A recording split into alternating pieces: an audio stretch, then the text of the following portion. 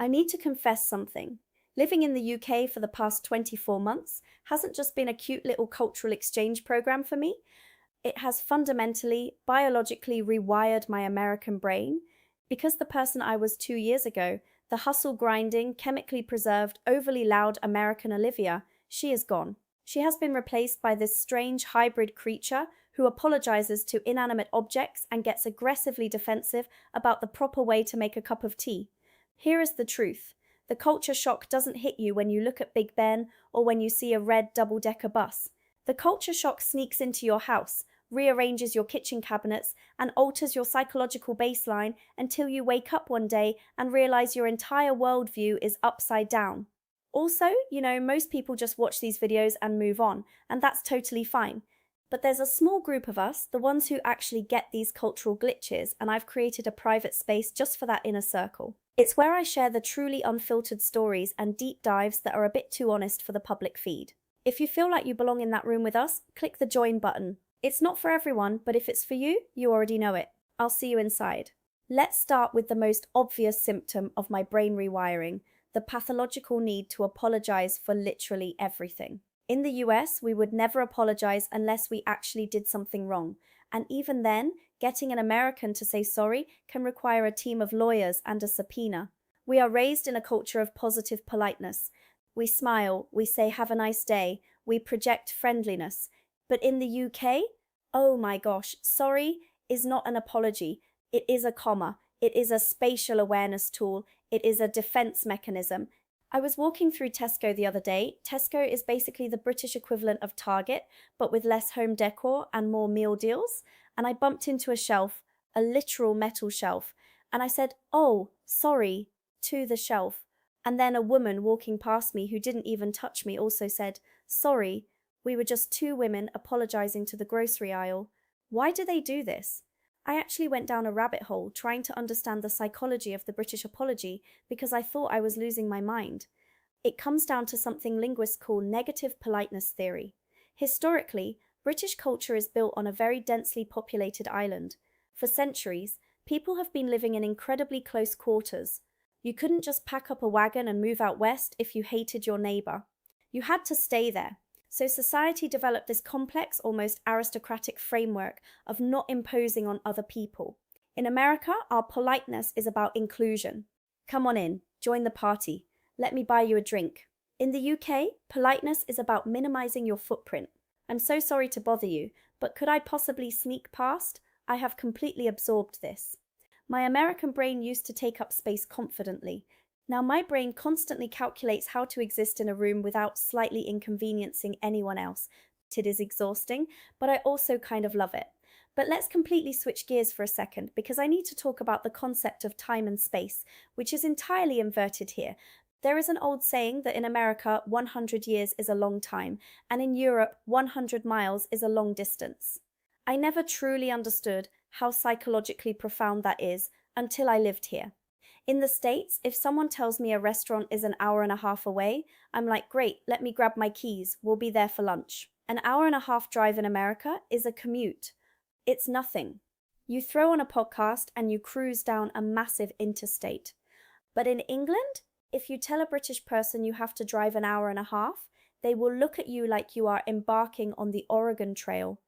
They will pack sandwiches, they will check the tire pressure, they will ask if you need to stop halfway at a service station to rest your eyes. I was literally shocked when my British friends refused to drive 50 miles to go to a beach.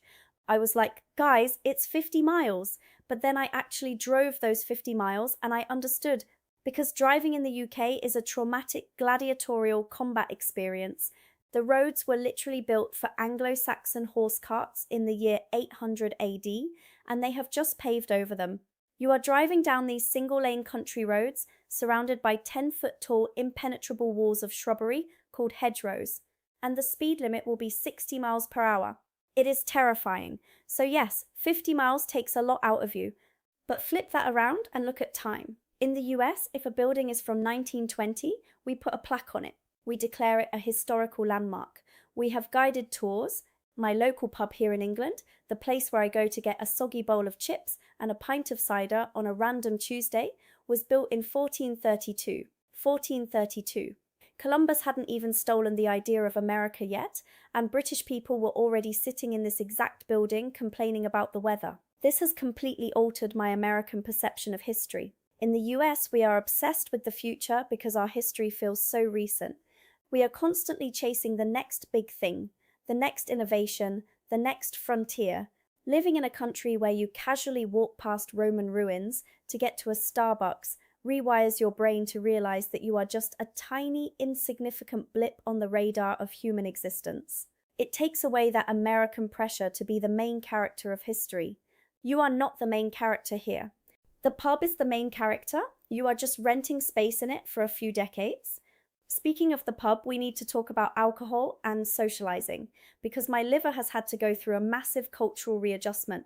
In the US, we would never go to a bar on a Tuesday afternoon with our boss, drink 3 pints of heavily alcoholic liquid, and then go back to the office to finish a spreadsheet. That would be an HR violation, and you would probably be sent to rehab. American drinking culture is very event-based. We drink to get drunk on the weekends. We have pre-games, we have college tailgates. Alcohol is a big dramatic production. Here's the truth about the UK. Alcohol is just the background noise of daily life. The pub is not a bar. This is a massive misconception Americans have. We think a pub is just a British word for a bar. It is not. The word pub is short for public house, and historically, dating back centuries, it was exactly that, a house that was open to the public.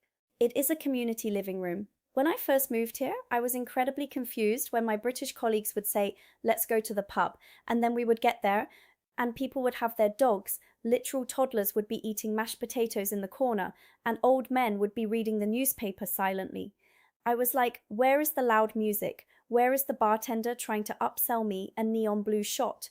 The British pub is a third place, a sociological concept that we have almost completely lost in America. We have home and we have work, but we don't have that accessible neutral ground where you can just exist without spending $50. In the UK, the pub is the great equalizer, and it has completely changed how I socialize. I no longer feel the American pressure to host perfect dinner parties with a charcuterie board that looks like it belongs on Pinterest. I don't have to clean my house to see my friends. We just say, "Meet you at the Crown and Anchor," and we sit in a slightly sticky booth for 4 hours. It has made my social life so much richer and, ironically, far more relaxed, even if I am consuming significantly more liquid calories. Quick side note, because this is actually insane, about 87% of the people watching these videos are not subscribed, which means a lot of you are returning for the chaos, but refusing to commit. So go on, hit subscribe. I promise there is much more unnecessary analysis coming. And speaking of calories, we have to talk about the food. Oh my God, the food. If there is one thing that has entirely rewired my American brain, it is the British supermarket and the agonizing realization of what I was putting into my body for 25 years in the States. Before I moved here, I had the classic American stereotype: British food is bland, it's all boiled meat, it's baked beans on toast, it's terrible.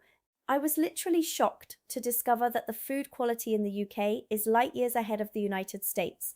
Let's look at the legal and structural differences, because this blew my mind. The FDA in America allows thousands of synthetic chemicals, artificial dyes, and preservatives in our food that are completely legally banned in the UK and Europe.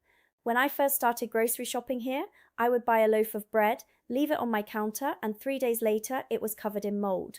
My initial reaction was anger. I was like, what is wrong with British bread? Why is it so weak? Because in America, I could buy a loaf of Wonder Bread, leave it in my pantry for 3 weeks, and it would still look like a perfectly soft, indestructible sponge. But then my brain clicked. Bread is supposed to go bad. It is made of wheat and water. If bacteria won't even eat your American bread, why are you putting it in your stomach? The lack of preservatives here means you have to shop differently. You can't do the massive American Costco haul where you fill the back of an SUV with a month's worth of groceries. British fridges are the size of an American mini fridge. I used to laugh at them, but now I get it. You buy what you need for the next 2 days. It forces you to eat fresh. And don't even get me started on the eggs.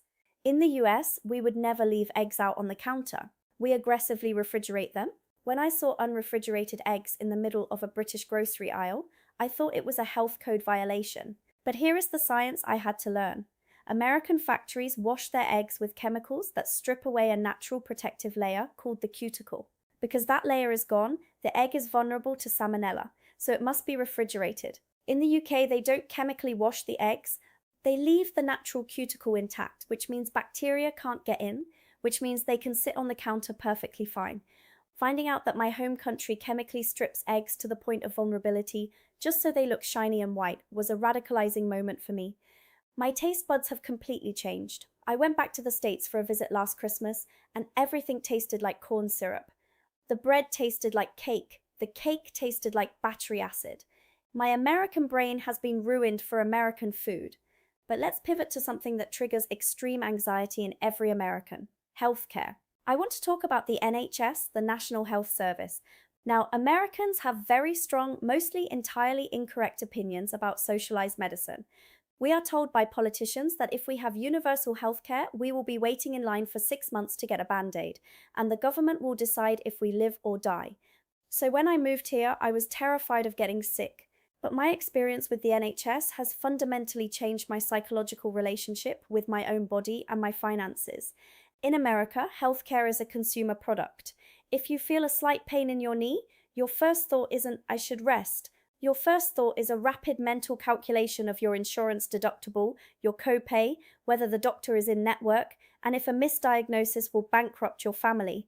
Sickness in America is intrinsically tied to financial terror. Here is what living in the UK did to my brain. It decoupled sickness from money. I developed a sinus infection a few months ago. I called the local GP general practitioner. Yes, it took a lot of phone calls at 8 a.m. to get through the queue. The system is definitely underfunded and struggling right now. I'm not pretending it's a utopia, but I got an appointment for that afternoon. The doctor saw me, checked my ears and throat, wrote a prescription for antibiotics, and sent me on my way.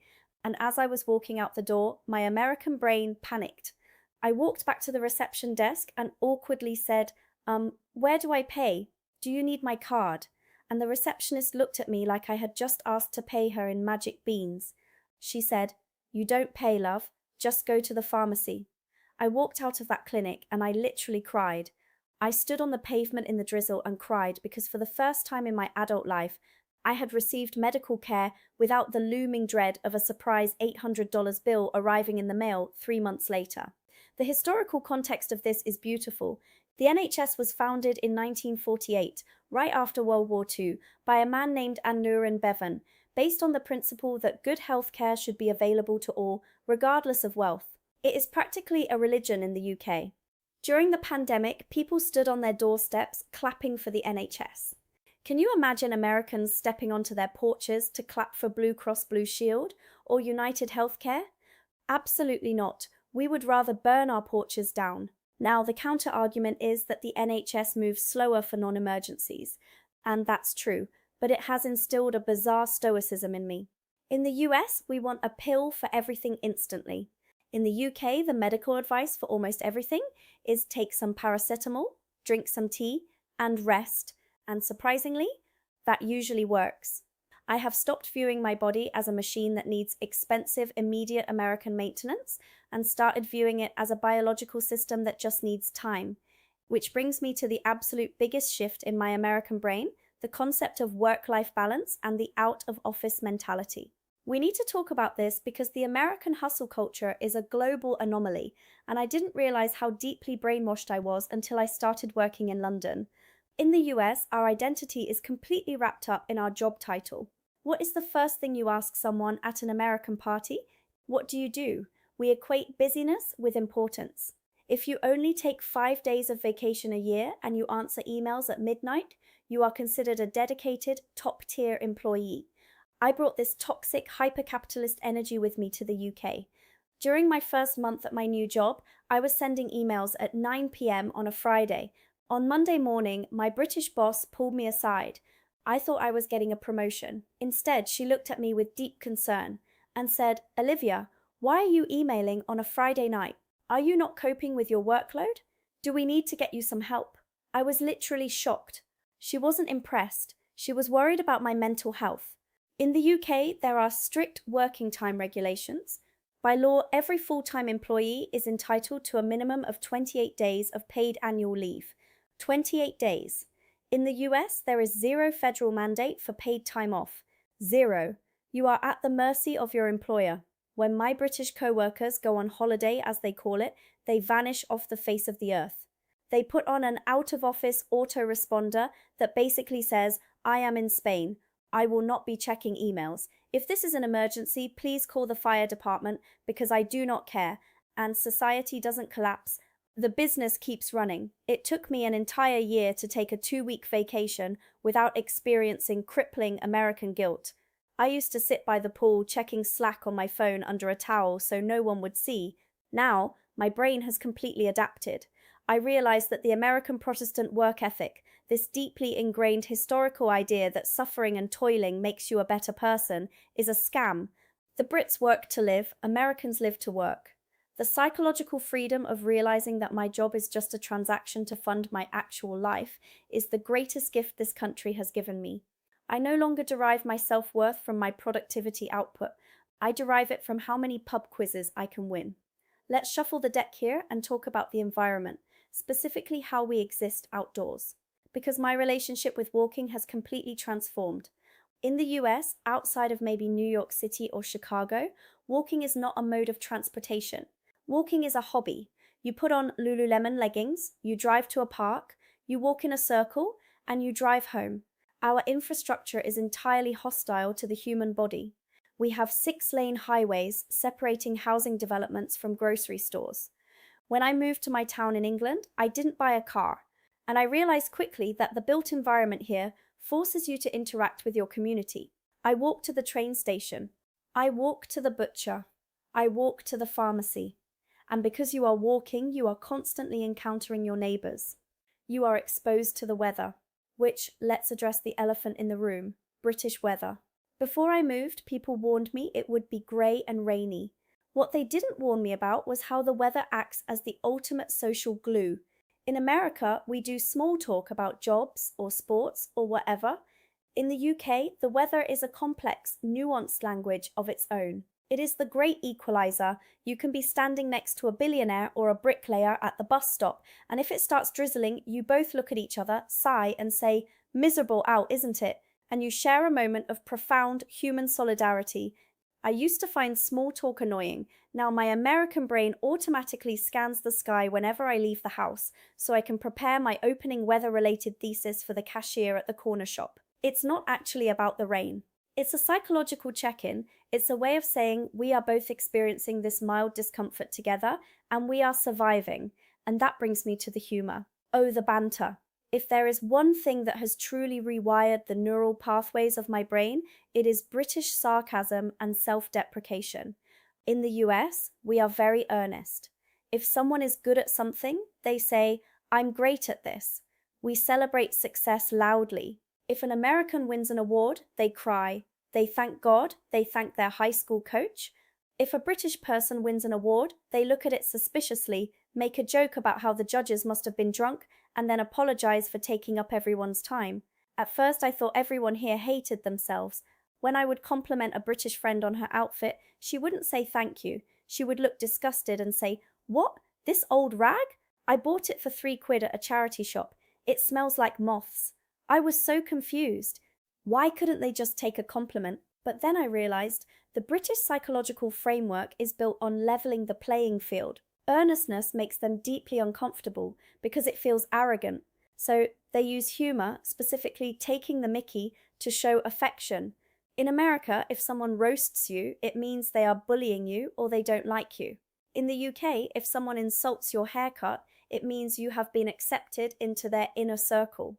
I used to get so offended when my British friends would tease me about my American accent or my ignorance of cricket rules. Now, I fire right back. My brain has developed this sharp, cynical edge. I can deliver a deadpan insult with a completely straight face, and it is thrilling. But the problem is, I can't turn it off anymore. When I talk to my family back in the States on FaceTime, I'll make a dry, sarcastic comment, and my mum will look genuinely hurt, and I have to remember, oh right, I'm dealing with Americans. I have to be soft and earnest. I have become emotionally bilingual, but I heavily prefer the British dialect of gentle mockery. So what does this all mean? What has 2 years in England actually done to me? It's created a bizarre identity crisis. I am no longer fully American, but I will obviously never be British. I am suspended in this cultural purgatory. I still say trash instead of rubbish, and I still secretly think peanut butter and jelly is superior to Marmite, because Marmite is objectively terrifying. But I also feel a deep, visceral rage when someone stands on the left side of the escalator on the London Underground. I mean, I will literally glare at the back of their head until they move. The American in me wants to yell at them to move, but the British in me just aggressively tuts under my breath. I have realized that the American way of life, the endless pursuit of bigger, faster, more, is just one way to live. It is not the default. The UK has taught me the value of smallness, the value of a neighbourhood pub that has stood for 600 years, the value of statutory annual leave that lets you actually see your family, the value of a health system that treats you like a citizen instead of a consumer, the value of food that rots when it's supposed to rot. I thought I was moving to a country that was just a quirky, tea-drinking extension of the US. Instead, I moved to a country that held up a mirror to all the toxic, stressful, hyper-individualistic traits I didn't even know I was carrying. My brain is calmer now. It's definitely more cynical and significantly more caffeinated with Yorkshire tea, but it is calmer. I don't know if I'll stay here forever, but I do know that even if I pack up my oversized suitcases and move back across the Atlantic, the American Olivia who arrived here 2 years ago is never coming back. She's gone. And honestly, I'm not sorry. Well, actually, wait. I live in England now. I am a little bit sorry. Sorry about that. Bye.